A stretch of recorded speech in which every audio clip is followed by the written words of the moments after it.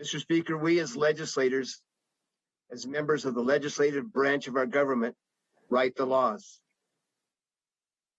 And then we hire law enforcement officers all across this state who work in our state, our counties, and our cities to enforce those laws. Now, those law enforcement officers are trained to enforce the laws. We're elected by the citizens in our legislative districts to write the laws. And I just don't want us to mix the two, because so few of us in this body have actually had law enforcement officer training, have been out there in the middle of the night when you're all alone and somebody calls you for service and says, I'm scared. Someone's knocking at my door. Someone's trying to get inside my house. I'm all alone. Please come and help me. And you don't know what you're going to face when you get there. So, Mr. Speaker, in honor of our law enforcement officers, who right now I want to say thank you to my brother and sister, fellow law enforcement officers across this state. Thank you for keeping us safe at night. Thank you for putting your lives on the line on a daily basis. I stand for you and I believe in you. I hear and I feel the emotion in this bill. We need safe communities, Mr. Speaker. We need safe families. Mr. Speaker, everyone, whether they wear the uniform or not, should be safe, Mr. Speaker.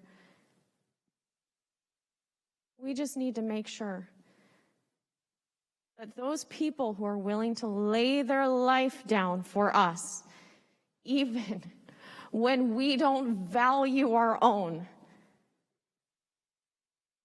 are able to do it and still go home and hold their babies and hold their spouses.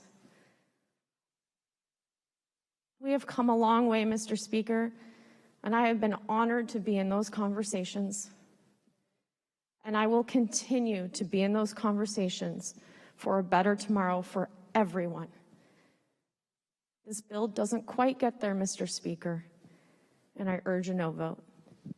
Unfortunately, I don't think we're at the place right now with this piece of work where it will foster the trust we want to see on all sides, from all corners. And it's with the idea of looking forward to establishing that broad trust that I think we should agree on and should work toward.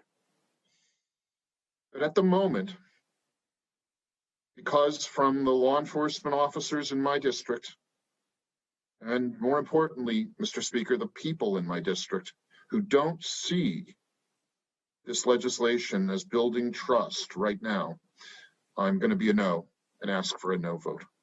As a mother, one thing that we have not been talking about is when it comes to de-escalation, there are two sides of the same coin.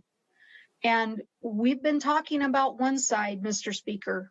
We have not been talking about the other. What is expected from the public in these situations to also de-escalate and save lives on both sides? As I work so hard to keep our neighborhoods safe, that means everybody, Mr. Speaker. We need to heal, Mr. Speaker. I think that we as legislators, we have a responsibility to mend all the broken trust that has happened between law enforcement and the community. I feel like it's our responsibility, and I'm grateful that we're doing it. We're starting that motion forward, which I hope never stops. I want to be a yes on this bill. I can't be today because of the pieces that are still left over that I feel will harm public safety. Government's duty, our duty, is to keep the public safe. Nothing else matters if we don't. Not the taxes that we pass or don't pass, not education, not economic development. It doesn't matter if we're not safe. And I feel like it's our duty to do so.